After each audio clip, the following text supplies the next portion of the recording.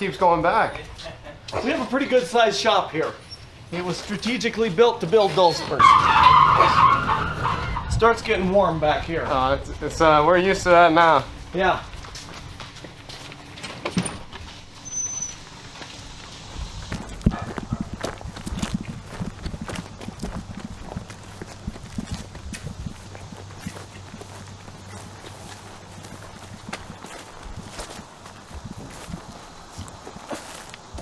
So here are some of our wood piles that we have. We have a pile of cherry wood here. I don't know, this is about 1,500 board feet of cherry. We have a bunch of sycamore here.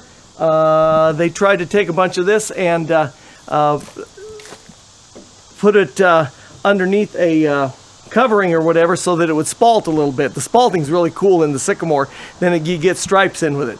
We'll find out how well it's spalted once we get cut into it. We like to leave the wood sit out here for, I don't know, a year, maybe 2 years before we put it in the kiln. I mean, because it's cut wet, and that way it dries a little naturally, has a little more quality before we put it in the kiln to dry it down to about 6% moisture. Anyway, these are just a handful of our piles of wood that we've got. Here's some walnut, and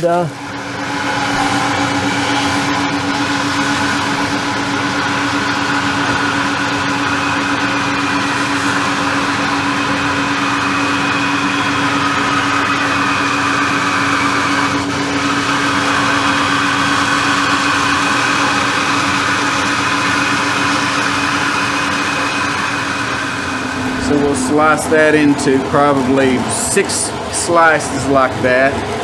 2 halves will make 1 dulcimer, so that would probably make enough tops for 3 dulcimers. Walnut top. How many of these do you do every day? Well, it just depends on what there's demand for. You know, but there's a constant flow of wood going through here, and you know, we cut away everything that's not a dulcimer, and when we're done, that's what we got. So how long have you been building dulcimers? Well, I've been doing this for just a few months now this time. Just a few months. Yeah. And do you like it? I love it, yeah. I worked here actually a few years ago, and now I've come back, and I'm retired from my career, and it's a great job for me in my old age. What was your other career? I was a postmaster in the U.S. Postal Service. Do you find this a more relaxing job? Oh yeah, it is. Yeah, it's just, you know, there's craftsmanship going on here. There's art. There's music. You know, there's a lot of things going on here besides just coming in here and working. Yeah. Are you a dulcimer player? I play a little. Is the music important to you? Yeah, I'm a musician. My son is a musician. We play an old-time string band. I play guitar. He plays banjo and guitar and about anything else he wants to. What is playing music meant to you in your life? Oh, it's made all the difference in the world. The people I'm associated with, you know, especially the music around here. It's not commercialized, you know. It's really just it's a very pure, old, traditional, passed down from generation to generation music that it has a lot of value in people's lives, and it's not money, you know. We're just learning about dulcimers for the first time, but are dulcimers an important part of Arkansas music?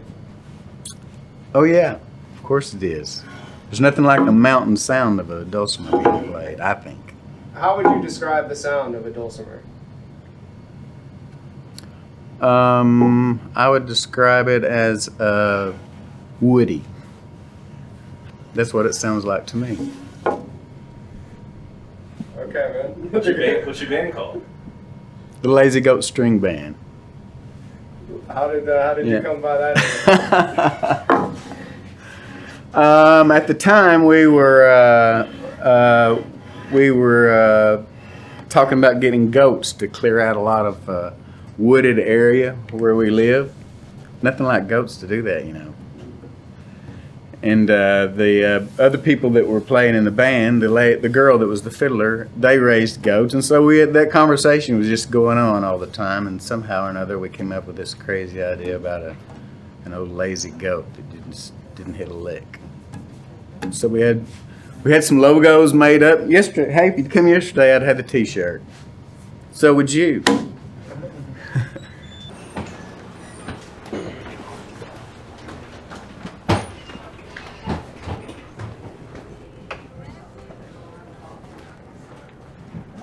Regina,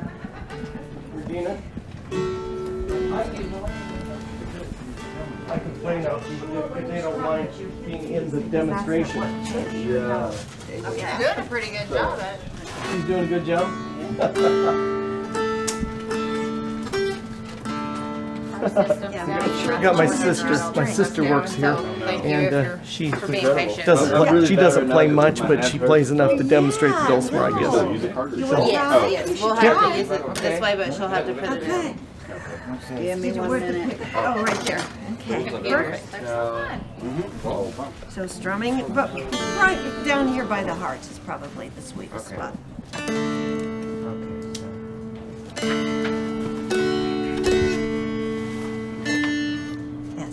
So here we are, 2, 2, 3, 4.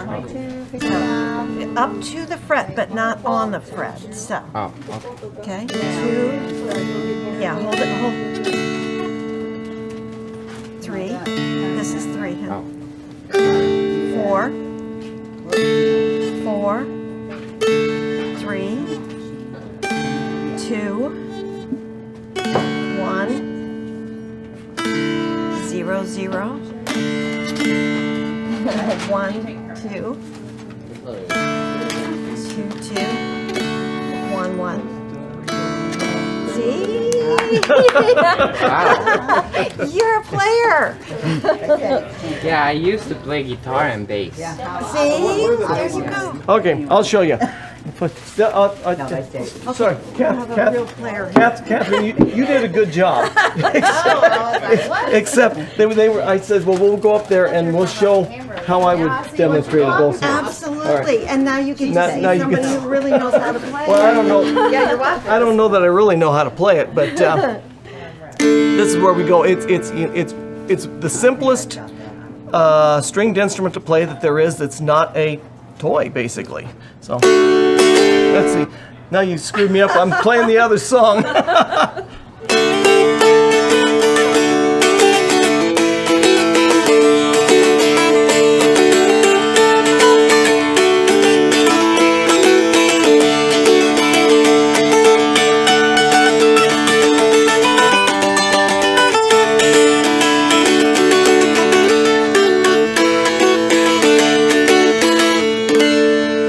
So that's, you see what's simple about it is the one fingered playing, but you can flat pick with it.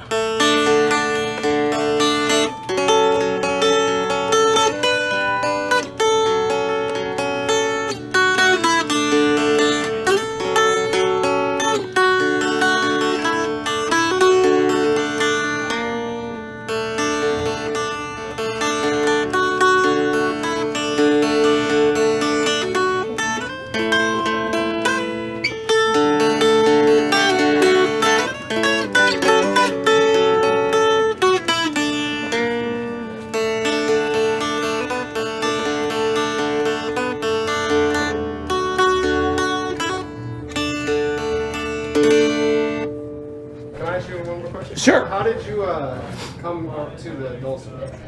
How did I come to the dulcimer? Yeah. I was on a little vacation out in Colorado. They came across a dulcimer shop out there, and I walked in and saw them, and the gal behind the counter played a couple of little simple songs. And I says, "Well, I can do that," and fell in love with it ever since. So, Were you a musician prior to that? well, I'd been in, high school band, and in the band choir and things like that. And I've always enjoyed music, so, but not really with a stringed instrument. This was my first stringed instrument. No, I had a guitar that I couldn't play, and so this fit me quite well. What do you think it was that appealed to you? Was it just the simplicity of it, or? The simplicity of it, but I right away did not have anybody to teach me, so the one I had was tuned.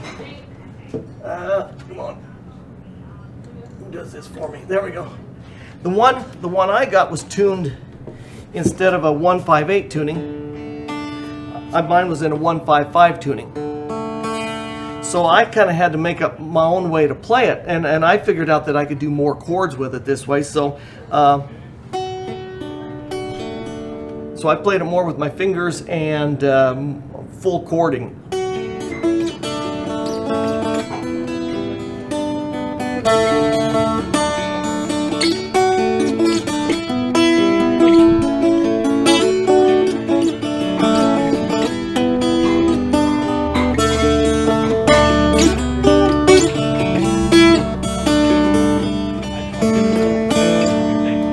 So that's the way I learned to play. How long was it after you had taken up the instrument that you got into the business of dulcimers? About 40 years. No, I'd played this. I'd go out and play for after dinner entertainment for people's Christmas parties and some business things, Sertoma clubs and things, groups like that I would play for. But it was just, and I'd play for my church all the time. But the rest of it was just kind of a hobby or whatever. Till a couple years ago, I said to myself, I'm originally from Nebraska, and I said to myself, I don't want to farm anymore because I'm just done farming. And so about that time, the dulcimer shop came up for sale again, and I said, cool. People said, you can't leave Hastings, Nebraska. You're big in your community. You're Mr. Farmer. You're Mr. All this stuff. And I said, well, but I'm leaving to go make dulcimers. And they said, oh, that we can see. So nobody saw me ever leaving the community until they heard I was going to go make dulcimers down here and take over the Mcspadden factory. So anyway, I don't know if I've taken it over yet, but they charged me for it. So buying it and taking over are two different things. So some of the employees will never let me take over, I have a feeling. So anyway, what is this?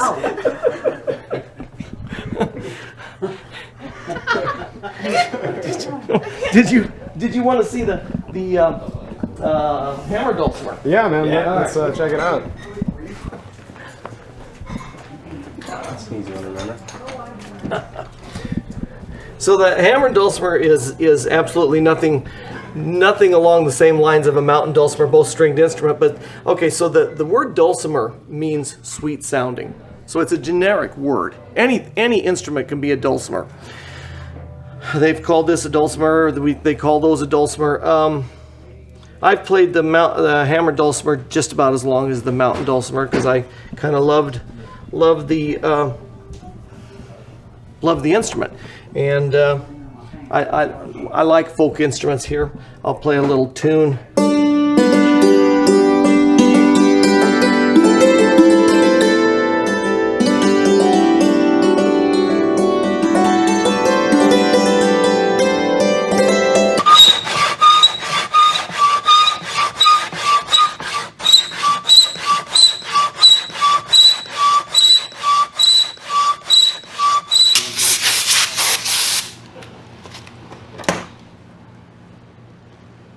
How long have you been building dulcimers? 7 years. I'd been a woodworker for probably 40 years before that. But the position opened up about 7 years ago, and I've been loving it ever since. Why did you want to get into dulcimers specifically? Really, because that was the really only instrument available locally to build. And I really didn't know much about them until I came here. And then I researched and found that Mcspadden was kind of one of the hierarchy of dulcimer builders, kind of like Gibson would be for guitars. So that made me appreciate it quite a bit, plus the fact that it'd been in business for so long. And it seemed to have a loyal following, so it kind of excited me to be part of that tradition.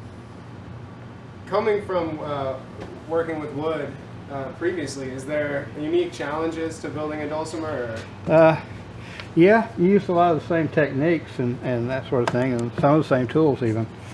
But with other woodworking projects, you know, you really can screw up and fix it. But with this, you pretty much put a lot of effort, a lot of labor, and everything into it, and then you start grinding on it and making it look good for the finish. And there's a lot of opportunity there to screw up. And it's not as easy to fix your screw-ups with this as it is with other things. That's pretty much the most unique thing. Now the pleasant thing about it is the fact that everything else I built was more for visual beauty and functionality, physical functionality, but with this it gives the wood a voice, so it basically gives another aspect of the beauty of wood, which is to make it sing and actually give it a voice. So that's unique, and that's something I really appreciated about building these things. Do you take pride in your work?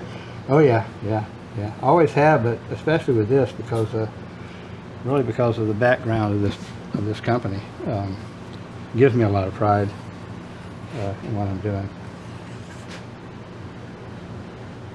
Do you play? No, I don't. That's the weird thing about it. Most people think I should, but I don't. I own 3, but I haven't really stopped to take the time to learn to play. Maybe when I get old and retire, I'll maybe learn how to play. So then what you're doing now is you're tightening down to the glue that you just put on there? Yeah, what I did was when you attach the fretboard to the peg head, I use a screw here to push pressure into that, and then I put a clamp on it to hold that in position. And then I'll release the pressure to allow the fretboard to relax, and then I'll clamp the back end. At this point, I'll get a gauge that we use we try to put a little bit of sway into these things so that they don't buzz. So, because our action, which is the height of the string to the fretboard, is pretty low, so it makes it very comfortable and easy to play relative to other instruments that I've seen. So in order to do that and to prevent it from buzzing from one fret to the other, we put about a 10/1000th of an inch sway into the fretboard. Now this one already has like plus 18 thousandths, so it's going to take a little bit of pressure to bring it down. So we'll clamp them, clamp the center to bring it down. But at this point, I'm now just clamping it together to hold the glue, to hold the body together.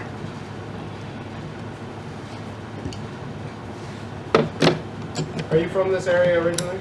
No, I'm actually from Charleston, South Carolina originally. So how long have you lived in Arkansas? This is my second time living here, so I've lived here in this area, in this county, for 16 years. How does living in Arkansas compare to where you have come from? It's way different because I was a coastal guy, you know. I lived there by the ocean and lived on a little island there when I was going to school. And so it's a big difference. Although my parents were my dad's from the mountains of North Carolina, so I did have a kind of a little bit of a hill background in my genetically.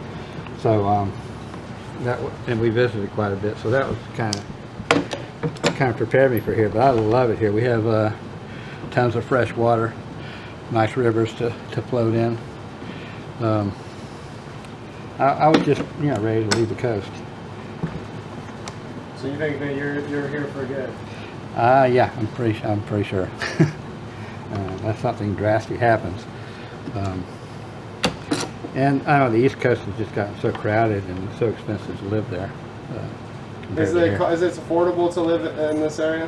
Oh yeah, very. Compared to where I came from. Of course, when I bought an old farm up here, and everybody around here said I paid too much for it, but based on what I was paying for property in South Carolina, it was quite a steal. So So yeah, it's a lot more affordable. Although I think it's probably, you know, due to hurricanes on the Gulf Coast and different things, we're getting a lot of people moving up here. So I think, based on supply and demand, I think it's probably going to get pretty expensive at some point. Is it ever strange to you to work in front of this window all day? It kind of was at first, but then again, I really, it's kind of interesting actually, because you'll see people come in here and you'll see some people come to the window very excited to see what's going on, and you see other people just kind of walk by and go look at the mailbox covers, as if we don't exist back here. So it is interesting to see the different types of people and the interest they show in certain products, and that's kind of interesting. But no, it's kind of neat actually, because it does give people a glimpse into what's going on back here when they go up there to buy an instrument. They kind of see what goes into it and get an understanding of that. I think not nuts and bolts understanding, but just the idea that people are back here working.